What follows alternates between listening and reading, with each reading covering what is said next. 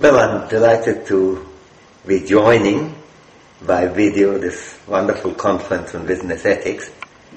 I wish I could be there myself in this session of training for trainers, but alas, I'm far away, but I'm at least happy to be able to join you through electronic links today.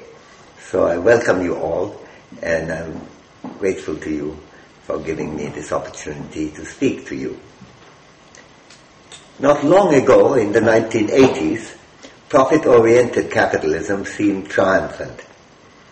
Businesses were all booming in old capitalist economies in the West, as well as in the new centers in Japan and East Asia. The welfare state was frequently portrayed as a euphemism for profligate spending. The effectiveness of the market economy, much neglected in the past, had become the central message. Even though American and European economies had many problems in the first half of the 20th century, including experiencing the Great Depression of the 1930s, in the long haul after the end of the Second World War, the market economy has been exceptionally dynamic, generating unprecedented expansion of the global economy over the last 60 years. Not anymore, at least not right now. 2008 was a year of crisis. First, we had a food crisis, particularly threatening poor consumers, especially in Africa. Along with that came an oil crisis, threatening all oil-importing countries. Finally, the global economic downturn came in suddenly in the fall and is now gathering speed at a frightening rate. The present year, 2009, seems to offer the likely prospect of a sharper intensification of the downturn, and many economists are anticipating a full-scale depression, perhaps even one as large as in the 1930s. The question that arises most forcefully now is not so much about the survival of capitalism, but one about the nature of capitalism and the need for change. The question of business ethics firmly belongs there. To be sure, there is resistance to any change from some defenders of unfettered capitalism who are convinced that capitalism is being blamed too much for short-run economic problems, which they variously attribute to bad governance, for example by the last US administration, or ad hoc failures of economic behavior of some specific individuals, or what John McCain described during the presidential campaign as the greed of Wall Street. Some do, however, see the real presence of serious problems in the existing economic arrangements and want to reform capitalism, looking for something that is increasingly being called a new capitalism. Indeed, a quarter century after the triumphant days of the mid-1980s, things look altogether different. This is not, of course, the first time we have had an international economic crisis, even in the last quarter century. East Asia had its big crisis in the late 1990s, with widespread suffering of newly destituted sections of the population. And now we are in a gigantic global recession. While the fortunes of many opulent persons have suffered sharp decline, the people who are being most affected are the ones at the bottom of the pyramid in respective countries in the world, in Asia, Africa, Latin America, everywhere. There are many determinants of the success of an economy. How well an economy does in achieving efficiency, equity, and rapid advancement depends on a great many factors, such as technology, enterprise, skill, leadership, as well as good trading practice, efficient fiscal system, fair provision of social security, and other public policies. As it happens, in addition to these determinants, good business ethics too plays a substantial role in economic success. The fact that this connection is often ignored makes it all the more crucial to investigate and scrutinize how exactly business ethics can influence economic performance an accomplishment. How did this idea of the redundancy of ethics get launched in economics? The early authors in economic matters, from Aristotle in ancient Greece or Kautilya in ancient India, to medieval practitioners including Aquinas, Occam, Maimonides and others, to the economists of the early modern age, William Petty, Gregory King, François Quesnay and others, they were all much concerned in varying degrees with ethical analysis. In one way or another, they saw economics as a branch of practical reason, in which concepts of the good, the right, and the obligatory were quite central. What happened then? As the quote-unquote official story goes, all this changed with Adam Smith, who can certainly be described as the father of modern economics. He made, so it is said, economics scientific and hard-headed, and the new economics that emerged in the 19th and 20th centuries was all ready to do business with no ethics to keep it tied to morals and moralizing. That view of what happened is not only reflected in volumes of professional economic writings, but has even reached the status of getting into the English literature by a limerick, a poem by Stephen Leacock, who was both a literary writer and also an economist. The limerick goes, Adam Smith, listen what I charge you with. Didn't you say in a class one day that selfishness was bound to pay? Of all doctrines, that was the pit, wasn't it, Smith? The interest in going over this bit of history, or alleged history, does not lie in scholastic curiosity.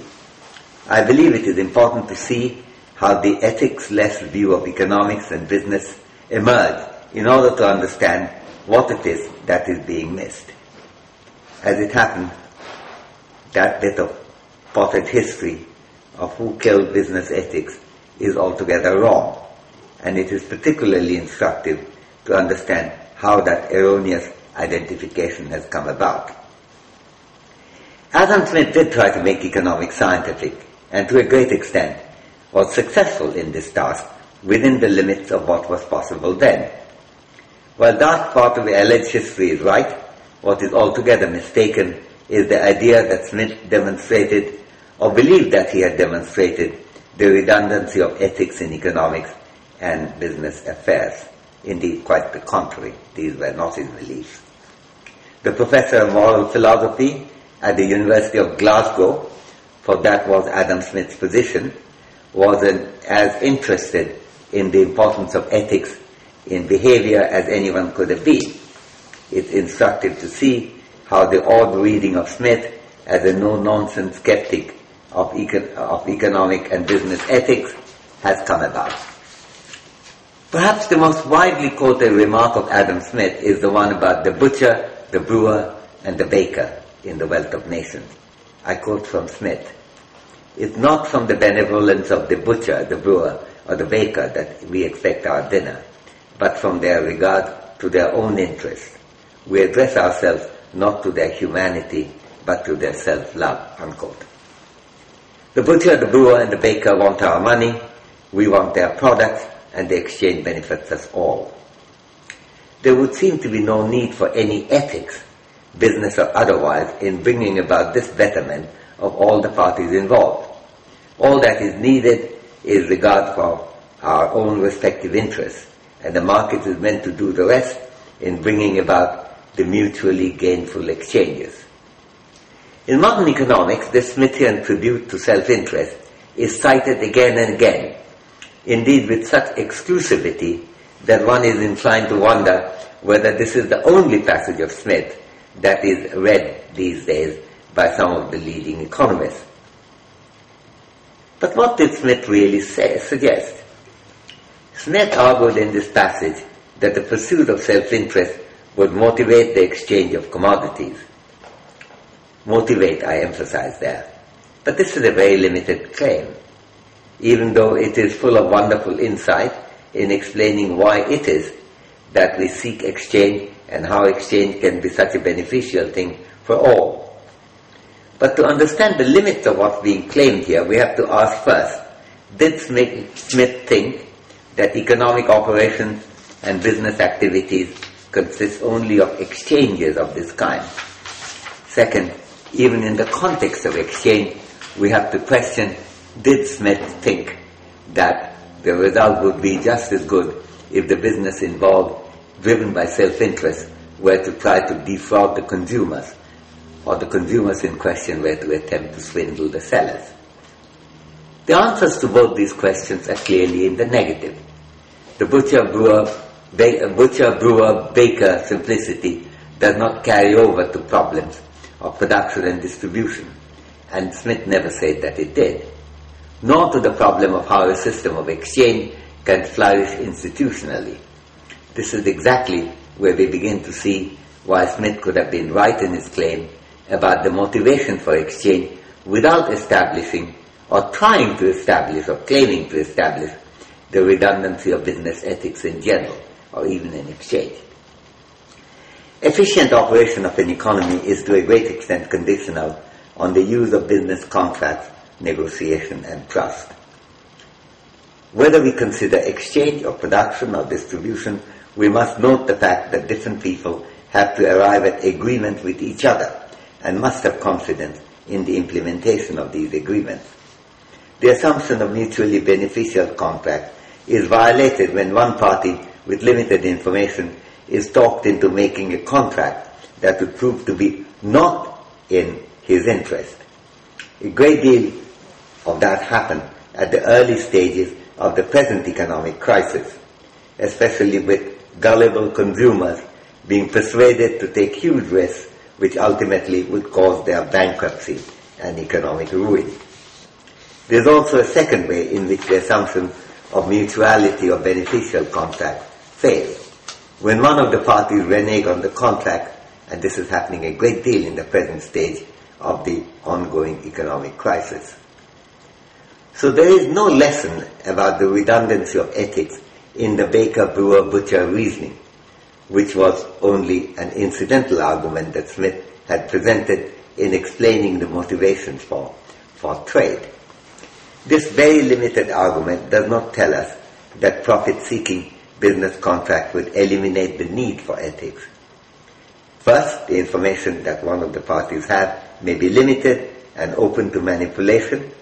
Second, while trade may be desired on grounds of self-interest for a traditional system to work reliably well, more is needed in the form of trust, goodwill, and accountability of the parties involved. Third, the baker-brewer-butcher example deals only with trade and exchange, and there are further problems of production and distribution. It's important to distinguish between two different kinds of connection between business ethics and economic success. The impact of the practice of business ethics by a firm can be in some cases directly and mainly on the firm itself. In other cases, the impact may be mainly on other people. Through the effect of weakening each other, lack of business ethics in a region or in a cluster of firms can be very harmful for all of them. And going further, a lacuna in behavioral ethics can hurt the interests of other people as well, going beyond the cluster of firms and boundaries of the region. At the risk of some oversimplification, I shall call the two distinct and rather different types of relations direct and indirect connections, respectively. Taking first the direct connections, we can note that the lack of business ethics of a firm or an enterprise can directly and straightforwardly hurt the interests of that firm or enterprise itself. For example, the reputation, indeed the notoriety of being a firm without standards, or one that does not treat its workers or customers well, or an enterprise that harms the environment and endangers the living conditions of the neighboring population, can be directly and patently harmful to the business interests of that firm itself. The more difficult and more interesting question lies beyond the immediacy of direct connections In the working of the indirect connections, the mutual interdependence of the interests of different firms and disparate businesses has to be considered with some sophistication. The connections are sometimes hard to identify. Further, even when they are identified, they may be ignored in practice, since it may appear to be in the narrowly defined interest of each business to overlook the harm that its own behavioral practices or rules of conduct do to others. Yet, as is known from empirical industrial studies as well as game theoretic reasoning involving such games as prisoner's dilemma and the assurance game, the overall impact of such transgressions of business ethics can be deeply debilitating for the economy, including the firms themselves, through the accumulation of indirect harm done to each other. When business operations, including banks and other financial institutions, generate the confidence that they can and will do the things they pledge, then business relations can go smoothly in a supportive way. For example, Adam Smith discussed how a bank's promises have to be taken by others with trust for the bank to function effectively.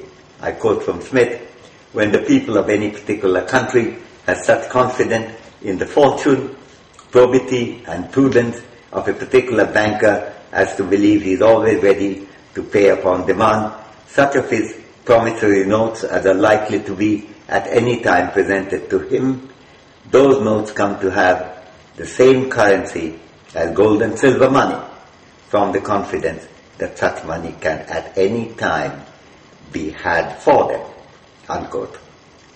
Smith explained why this need not always happen, and he would not have found anything particularly puzzling, I would suggest, in the difficulties faced today by businesses and banks, thanks to the psychology of fear and mistrust that is keeping credit markets frozen and coordinated expansion out of reach.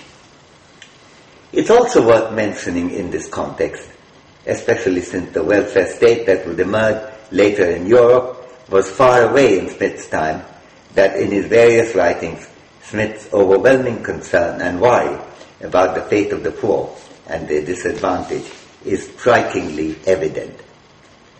The most immediate failure of the market mechanism lies in omissions rather than commissions, the things that the market leaves undone. Smith's economic analysis went well beyond leaving everything in the hands of the market mechanism. He was not only a defender of the role of the state in providing public services, such as education and in poverty relief, but with greater freedom for the indigent than the poor laws of his day permitted.